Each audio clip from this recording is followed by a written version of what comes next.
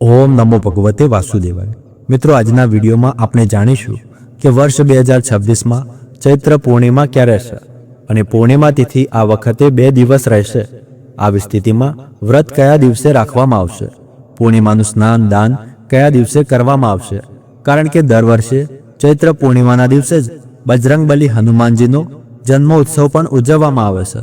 તો હનુમાન જન્મોત્સવ કયા દિવસે ઉજવવામાં આવશે, આ દિવસે ચંદ્રોદય ક્યારે થશે અને પૂર્ણિમા તિથિ પર આ વખતે કયા કયા શુભ સંયોગ બની રહ્યા છે, તો આ બધી જ માહિતી તમને આજના વિડીયોમાં શેર કરવાના છીએ। તેથી આજનો વિડીયો ખૂબ જ મહત્વપૂર્ણ છે તમારા માટે, તેથી આ વિડીયોને લાસ્ટ સુધી જરૂર જોજો। જો તમને માહિતી પસંદ આવે તો વિડીયોને લાઈક જરૂર કરજો। ભક્તજનો, પૃથ્વી પર 7 મનુષ્યને અમૃત એટલે કે ચિરંજીવી બનવાનું વરદાન પ્રાપ્ત છે, તેમાં બજરંગબલી પણ છે। અને માન્યતા છે કે ચૈત્ર માસના શુક્લ પક્ષની પૂર્ણિમા તિથિના દિવસે ચિત્રા નક્ષત્ર દિવસ મંગળવાર, મેષ લગ્ન, સૂર્ય મંગળ અને ગુરુ શુભ સ્થિતિમાં હતા, ત્યારે બજરંગબલી હનુમાનજીનો જન્મ થયો હતો। વીર હનુમાન ભગવાન શંકરના અંશ હતા, તેથી તેમને રુદ્ર અવતાર કહેવામાં આવે છે। ચૈત્ર પૂર્ણિમાનો આ પવિત્ર દિવસ ભગવાન વિષ્ણુ, માં લક્ષ્મીજી, ચંદ્ર દેવતા અને સત્યનારાયણ ભગવાનને સમર્પિત હોય છે। અને ચૈત્ર પૂર્ણિમાના દિવસે ખાસ કરીને બજરંગબલી હનુમાનજીની પણ પૂજા કરવામાં આવે છે। આ વખતે પૂર્ણિમા તિથિ 1 એપ્રિલ બુધવારના દિવસે સવારે 7:07 શરૂ થશે અને બુધવારે આખો દિવસ અને આખી રાત પૂર્ણિમા તિથિ રહેશે। પૂર્ણિમા તિથિનું સમાપન 2 એપ્રિલ ગુરુવારના દિવસે સવારે 7:41 થશે। આવી સ્થિતિમાં ચંદ્રોદય વ્યાપીની તિથિ 1 એપ્રિલ બુધવારના દિવસે રહેશે, તેથી આ દિવસે પૂર્ણિમાનું વ્રત રહેશે। 1 એપ્રિલ 2026 બુધવારના દિવસે શ્રી સત્યનારાયણ ભગવાનનું વ્રત અને પૂજન પણ આ જ દિવસે થશે। જ્યારે ઉદય તિથિ મુજબ ચૈત્ર પૂર્ણિમાનું સ્નાન દાન અને બજરંગબલી હનુમાનજીનો જન્મોત્સવ 2 એપ્રિલ ગુરુવારના દિવસે ઉજવવામાં આવશે। પૂર્ણિમા વ્રતના દિવસે એટલે કે 1 એપ્રિલ બુધવારના દિવસે બ્રહ્મ મુહૂર્ત સવારે 4:46 થી 5:34 સુધી રહેશે। આ દિવસે સૂર્યોદય થશે સવારે 6:23, સૂર્ય અસ્ત થશે સાંજે 6:38, અમૃતકાળ સવારે 8:47 થી 10:27 સુધી રહેશે। રાહુકાળ બપોરે 12 થી 1:30 સુધી રહેશે। ભદ્રકાળ પણ આ દિવસે લાગશે, જે કે ભદ્રકાળ સવારે 7:06 થી શરૂ થશે અને સાંજે 7:20 ભદ્રકાળ પૂર્ણ થશે।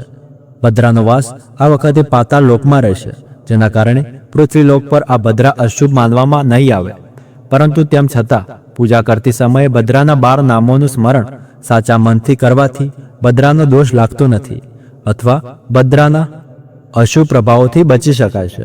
અને 1 એપ્રિલ બુધવારના દિવસે પ્રાતઃકાળ પૂજાનું મુહૂર્ત રહેશે સવારે 5:02 થી 6:11 સુધી, અને સાંજની પૂજા જેમાં ગોધૂળી મુહૂર્ત પણ સાંજે 6:38 થી 7:01 સુધી રહેશે, ત્યારે પણ તમે પૂજા કરી શકો છો, કારણ કે પૂર્ણિમાનું વ્રત ચંદ્ર દેવતાની પૂજા વગર અધૂરું રહે છે।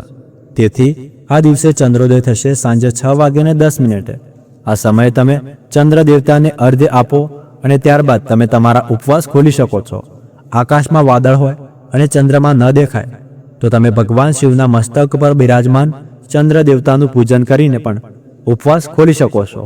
2 એપ્રિલ ગુરુવારના દિવસે બ્રહ્મ મુહૂર્ત સવારે 4:45 થી 5:33 સુધી રહેશે। સૂર્યોદય થશે સવારે 6:22, સૂર્ય અસ્ત થશે સાંજે 6:38। હસ્ત નક્ષત્ર સાંજે 5:38 સુધી રહેશે, ત્યારબાદ ચિત્રા નક્ષત્ર શરૂ થશે। આ દિવસે રાહુકાળ બપોરે 1:30 થી 3 વાગ્યા સુધી રહેશે। ચૈત્ર પૂર્ણિમાના દિવસે પ્રાતઃકાલ અથવા બ્રહ્મ મુહૂર્તમાં ઉઠીને સ્નાન કરવું જોઈએ। શક્ય હોય તો કોઈ પવિત્ર નદી, જળ અથવા સરોવરમાં સ્નાન કરવું અત્યંત શુભ માનવામાં આવે છે। ત્યારબાદ સ્વચ્છ કપડાં પહેરીને ભગવાન વિષ્ણુ, ચંદ્રદેવ અને હનુમાનજીનું ધ્યાન કરવું, ભગવાન વિષ્ણુને તુલસી પાન અર્પણ કરવું, હનુમાનજીને સિંદૂર, ચમેલીનું તેલ અને ગોળ ચણાનો ભોગ લગાવો, સાથે તુલસી પાન પણ હનુમાનજીના ભોગમાં રાખો। આ પવિત્ર દિવસે હનુમાન ચાલીસા અને સુંદરકાંડનો પાઠ કરી શકાય છે। સાંજના સમયે ચંદ્રોદય થયા પછી ચંદ્ર દેવતાને અર્ઘ્ય આપ્યા બાદ વ્રતનું પારણું કરી શકાય છે। દિવસ દરમિયાન શ્રી સત્યનારાયણ ભગવાનની કથા સાંભળવી પણ શુભ માનવામાં આવે છે. ભૂલથી પણ આ દિવસે તામસિક વસ્તુઓનું સેવન ન કરવું, નખ અને વાળ કાપવાથી બચવું અને જરૂરિયાતમંદોને ભોજન કરાવવું, તરસ્યા લોકો માટે પાણીની વ્યવસ્થા કરવી અથવા નિરાધાર લોકોની મદદ કરવી, ગાય માતાને ઘાસ આપવું અથવા લીલો ચારો ખવડાવવો. આવું કરવાથી જન્મ જન્માંતરના પાપોનો નાશ થાય છે અને આત્માને શુદ્ધ બનાવે છે. તો આ હતી આજની વિડીયો. આશા છે કે તમને પસંદ આવી હશે. તમારો કોઈ પ્રશ્ન હોય તો નીચે કોમેન્ટ બોક્સમાં પૂછી શકો છો. અને આ વિડીયોને લાઈક કરવાનું ભૂલતા નહીં. ચેનલ પર પહેલી વાર આવ્યા છો તો સબસ્ક્રાઈબ કરી લેજો. મળીએ આગળના વિડીયોમાં. ત્યાર સુધી ધન્યવાદ.